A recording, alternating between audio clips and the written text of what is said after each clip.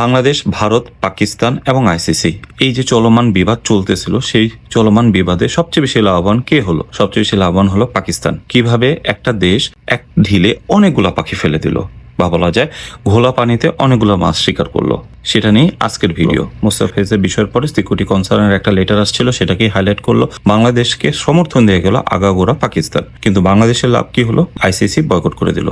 তাদের পরিবর্তে এখন স্কটল্যান্ড বিশ্বকাপ খেলতেছে। সেই সময় কিন্তু একটা কথা উঠেছিল যে সেটা হচ্ছে পাকিস্তানও হয়তোবা এই বিশ্বকাপ বয়কট করবে, কিন্তু আসলে কি করেছে? না, করেনি। কারণ তারা মাস্টার স্ট্রোকের জন্য ওয়েট করতেছিল। এই যে বাংলাদেশের বিরুদ্ধে আইসিসি যে স্টেপ নিয়েছিল, তারই প্রতিবাদ স্বরূপ তারা বলল যে তারা বিশ্বকাপে ভারত এবং পাকিস্তানের ম্যাচটা বয়কট করবে। ভারত পাকিস্তান ম্যাচ মানে হাই ভোল্টেজ ম্যাচ। আইসিসি প্রচুর টাকা লাভ করে এই হাই ভোল্টেজ ম্যাচ বিক্রি করে।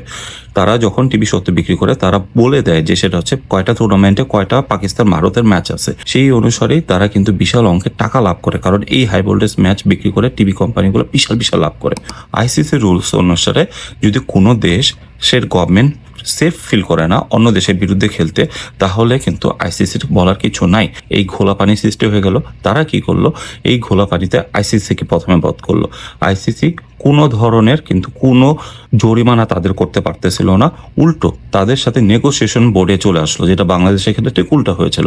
বাংলাদেশের সাথে আইদার খেলো নইলে চলে যাও, আমরা অন্য কাউকে খেলাবো, এই পরিস্থিতি তৈরি করেছিল। কিন্তু পাকিস্তানের সাথে করতে পারলো না, বিকজ তাদের ক্লসের জন্য। 2 নাম্বার, যারা টিভির সত্ত্ব কিনেছে তারা যদি আইসিসি কে সু করে, তাহলে আইসিসি প্রচুর পরিমাণ ক্ষতি হবে। সেই ক্ষতি পাকিস্তান থেকে তারা হয়তো উঠাতে পারবে না। সুতরাং তাদের আর কিছু করার নেই, পাকিস্তানের সাথে নেগোসিয়েশনে যেতে হবে। অন্যদিকে বাংলাদেশের পক্ষে যেহেতু তারা স্টেপ নিয়েছে, সুতরাং বাংলাদেশকেও তারা হাতে রাখলো। আরেকজনকে কিন্তু হাতে রেখেছে, সেটা হলো শ্রীলঙ্কা। যখনই বয়কট করেছিল, তখনই কিন্তু শ্রীলঙ্কার প্রেসিডেন্ট শাহবাজ শরীফকে ফোন দিয়ে বলেছিল যে খেলাটা খেলানো যায় কিনা, কারণ তাদের দেশের অর্থনীতিতে একটা বুস্ট হবে এই ভারত পাকিস্তানের ম্যাচ দিয়ে। সুতরাং বুঝতে পারতেছিলেন শ্রীলঙ্কার জন্য এই ম্যাচটা অনেক গুরুত্বপূর্ণ।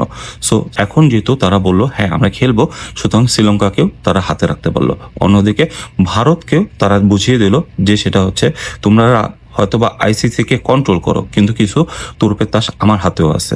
সেই তুরুপের তাস ইউজ করে কিন্তু ভারতকেও চাপে রাখলো যে হ্যাঁ আমরা এই ম্যাচ খেলবো না।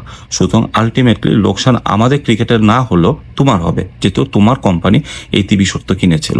কিভাবে একটা ম্যাচ দিয়ে পাকিস্তান এতগুলা লাভ করলো? ভারতের সাথেও তারা একটা বাজি জিতলো, বাংলাদেশকেও হাতে রাখতে পারলো, শ্রীলঙ্কাকেও হাতে রাখলো এবং আইসিসিকেও চাপে রাখতে পেরেছিল। ধন্যবাদ।